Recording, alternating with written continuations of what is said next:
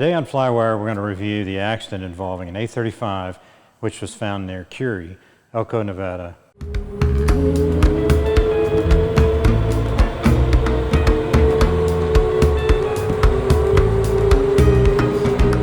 I'm Scott Perdue, and today on FlyWire, we're going to review the crash that was found, this crash which was found in the mountains, basically southeast of Elko, Nevada, northeast of Curie, Nevada, but quite a ways actually. This accident just reverberates with me for a couple of reasons. A family lost their lives, and I'm not going to speculate on the why it happened, but I am going to offer an opinion on two things. First, the red flags that jump out at me, and two, the way the accident was treated. I guess I've got a bit of a soapbox to stand on here, and this accident is a perfect example of the problems we face in the general aviation community. This crash in particular is a bit of a mystery, as I'll relate what the facts are. Okay. So anyway, let's talk about the facts and what we know of the accident so far. And then I'm going to talk about the likely cause and then the wrap up with protocol. For some of you, this may be controversial. Don't say I didn't warn you. Okay. Just after lunch on Friday, the 24th of April, 2020, a family of three departed Chandler, Arizona in their A35 Bonanza headed for Twin Falls, Idaho. It was a flight of 567 nautical miles, and I ran the numbers. It comes out to be about 4 hours of flight time with no wind. By the book, it will also burn 44 gallons of gas. No flight plan was filed, and it is unclear that who the pilot talked with on his way north. There's no apparent record of that at this point. The NTSB data on this flight is spotty. Perhaps it's due to the fact that most of the flight was done around 8,000 MSL, in and around mountainous terrain. Most folks don't realize that most NTSB signals are received and processed by ground stations. Some satellite coverage exists, and the original plan was for the NTSB to be monitored from space. And I'm sure that cost and resources led to the installation of ground stations and the resultant limitation to line-of-sight reception over large areas of the U.S., in particular the mountainous area of the West. The airplane departed Chandler in Phoenix and then flew a little bit west and then pretty much north over Sky Harbor, the airport there, main airport in Phoenix, and then proceeded northerly direct towards Twin Falls, pretty much in a beeline. Southwest of Flagstaff, the NTSB drops out somewhere and then starts again just before crossing the Grand Canyon until about St. George, and then it drops out completely. Here's a couple of quick issues. Flying over the Grand Canyon is a special operation, and we can still do it in most places with restriction. Unfortunately, it appears that this pilot did not do that. He flew near the VFR tuck-up corridor in a northerly direction, but not at 10,500 feet as directed. You can do a 10.5 or 12.5 northbound. His GPS altitude was around 8,000 to 9,000 feet the whole time. Typically, GPS compared to a baro altimeter is only around 300-foot air range, not a whole lot more than that, more or less. It also appears that he clipped the corridor and flew through the Toro Weep flight-free zone, which restricts flight below 14.5. Continuing to the northwest, the airplane's last NTSB, as I mentioned, was recorded near the northeast of St. George, Utah. And then the crash site was found a further 200 miles to the northwest, near Curie, Nevada. It was the nearest town. One other observation is that the flight flew through the Sevier and Gandy MOA, both of which start at 100 feet AGL and go up to really tall. Most importantly, they flew through the R6405, the UTTR, which also starts at 100 feet and goes to flight level 560. This is a problem. I can attest to the fact that fighters are using those areas from top to bottom at speeds greater than 8 nautical miles a minute. They're not looking for little airplanes. The restricted airspace alone is a serious violation. The MOA penetrations, in my opinion, are just not prudent. I count 2 to 3 serious airspace violations on the flight so far, and we don't know anything about his trip over Sky Harbor in Phoenix. Was that just beetle across the airport? I don't know. For me, this is a red flag. Disregarding the airspace rules endanger his particular flight as well as the right of all the rest of us pilots to fly in or near that airspace. GA isn't the only user of airspace. You can't always go direct, even though the GPS will draw a magenta line wherever you tell it to. Apparently, when the flight was overdue in Twin Falls, an all knot was issued. It's an all knot. An all knot is an alert notice, and it's sent out to people along the projected or the predicted flight path. And in this case, the airplane was found pretty much near that flight path on the way to Twin Falls. Apparently, another airplane found it near-ish Curie, Nevada, but it wasn't that close. It was basically out in the desert. The NTSB did not travel to the accident. Local law enforcement found the aircraft, and the aircraft was recovered. The aircraft and the people were recovered, and then the aircraft was stored. And frankly, there's a paucity of information on this accident. For y'all in Rio Linda, that means there's not much. Both in the ADSB data and the information the NTSB collected for the preliminary report, there's hardly anything here at all, except the fact that it crashed about where it crashed and 3 people died. I mentioned earlier that when I did the flight plan, the required fuel is about 44 gallons. The fuel on board, it is important to notice, in a standard A35 is 34 gallons usable. What ADSB data we have reveals that the airplane averaged around 120 to 130 knots ground speed over the flight, and that's not nearly fast enough for the airplane to make this trip nonstop. But for some reason, it didn't stop. It is possible that the airplane had an optional 10-gallon fuel tank, but it sounds probably like he'll run out of gas anyway. A news report had a quote from someone, unverified, that said the airplane came down hard, nose first. I'm not sure what that means. It really doesn't tell me anything, because the nose is going to be first, typically, unless it's in pieces. I think the NTSB probably assumed that the airplane ran out of gas and decided it didn't have the resources to spare. They collected some data, filled out the report, moved on to other tasks. This accident is one that has received little attention and is not likely to garner much more at this point. But many questions, in my opinion, are left unanswered. Meanwhile, most pilots, and I would hazard a guess that most civilians, are under the impression that the NTSB will figure it out, and then they're going to give us the results. In truth, this happens rarely. The number of accidents that merit a recommendation from the NTSB are less than 10% of the total. For the majority of final reports that I've seen, the narrative is often written describing what happened. That's it. Not the why, not the trigger, not the chain of events that put the accident together. No usable data we as pilots can use to educate us to the pitfalls and problems that this pilot faced. We're on our own for this.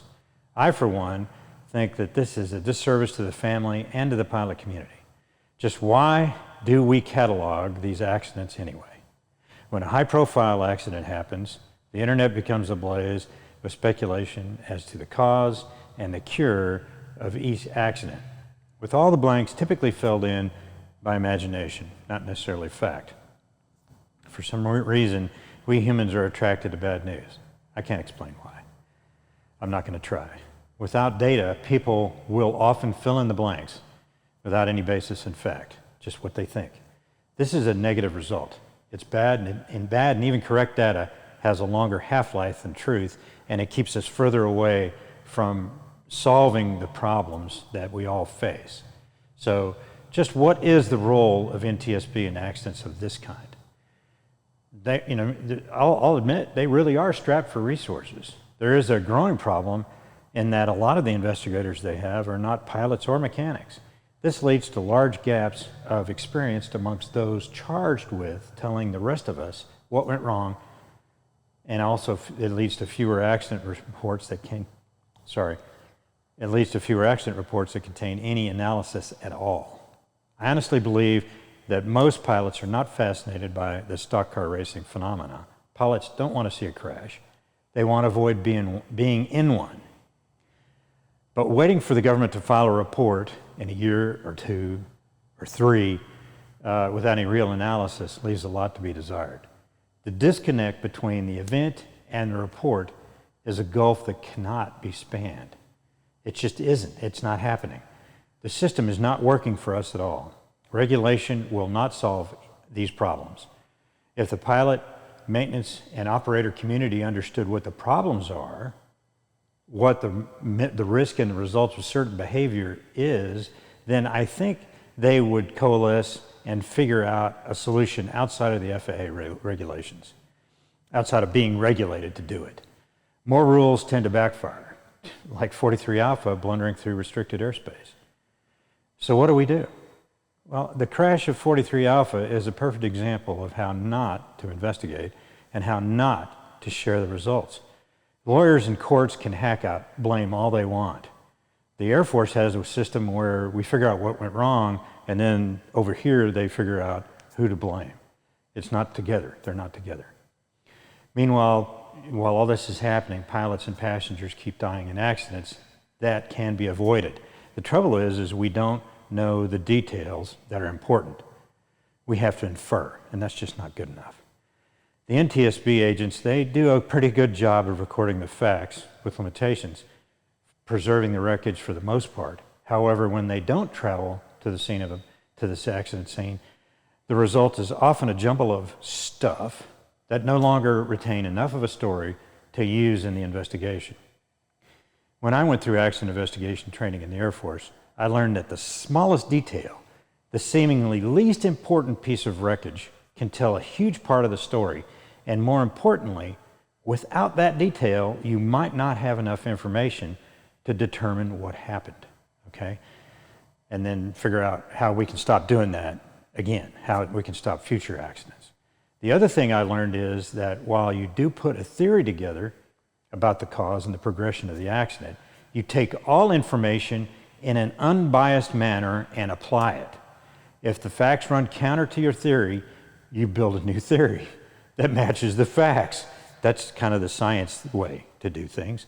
This is where a lot of folks misunderstand how you figure out what happened, and most importantly, the why in an accident that can lead us to solutions to avoid further ones. To collect meaningful data, you need a protocol. You need a system or a checklist that folks can use to recover the wreckage and preserve it in a manner that won't obscure what happened. I know that the NTSB has trouble with the resources traveling to every accident. There's quite a bit of them. But as I said, the NTSB does a pretty good job of this in person, but when they rely on law enforcement or others, a very poor job is done and meaningful data is lost. A case in point is the recent 182 crash that Dan Greider's been talking about lately. Dan went to the scene and he found the engine throttle body at the accident, just laying there on the ground next to the crater. And the position of the throttle is very important to determining what was happening to the engine at the time of impact, and that was very instructive about what the crew, what the pilots were doing prior to the crash. That is how we figure stuff out. I'm involved in the accident investigation of an event that occurred about not quite 4 years ago. For this one, the FAA and the NTSB had representatives at the scene within hours of the accident. I came into this investigation at a much later date, and I needed to work backwards from the wreckage through the last 5 minutes of the flight or so to determine what happened, okay? Because they didn't do that. What was important to me is that I could not glean from ADSB data were things like the heading of the airplane as it lay on the ground, the distance from the impact crater to the place where the fuselage lay, okay? I already knew the path of the flight. The position of the throttle, the propeller, and the mixture controls. It was an engine failure. These things, among others, were critical to capture on the scene before the airplane was moved. Unfortunately, they were not. And this leads to inaccuracies in my determination, or any investigator's determination, of the final moments of the airborne flight path for that airplane in that accident. I can infer it from other data, but it is a serious loss and it is an inaccuracy. In the case of this A35, there was nothing done to determine if there was fuel on board or in the carburetor. No inventory of how the airplane was configured. Did it have that extra 10-gallon tank? Or any issues, anything together with the impact of the airplane. Was it under control? Was it stalled? There's all kinds of questions here that went unanswered. I'm not saying that I have all the right answers, that I know exactly what questions should be on the protocol for accident recovery, but I do have some inputs, and most important one, and the most important one in my opinion, is that there should be a protocol that is disseminated far and wide, because you never know where or when an airplane will come down. Preserving the data, the crash, the wreckage, so we can figure out what happened is of paramount importance.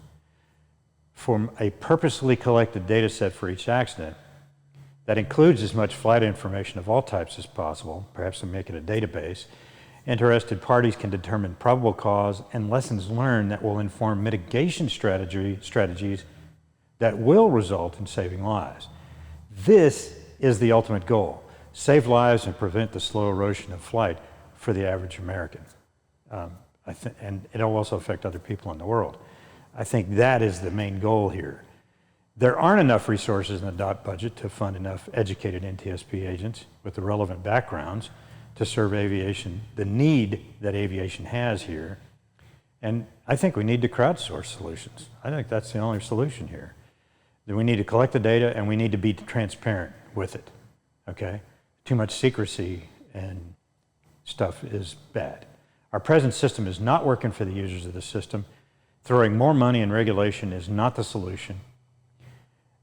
Make the data available to interested parties in the aviation industry. The crowd will find the solution, and, well, frankly, they have the most at stake here, not the folks that work for the government.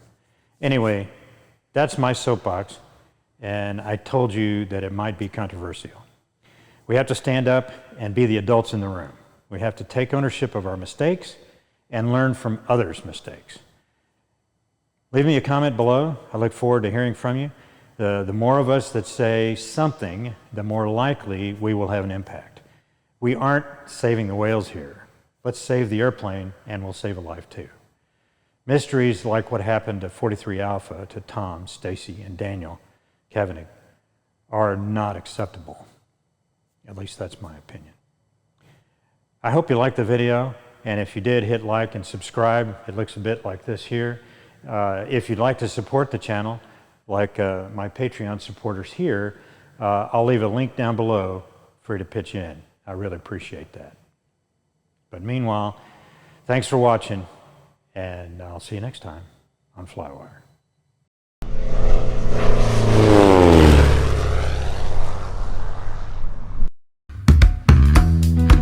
Click this link for the latest upload.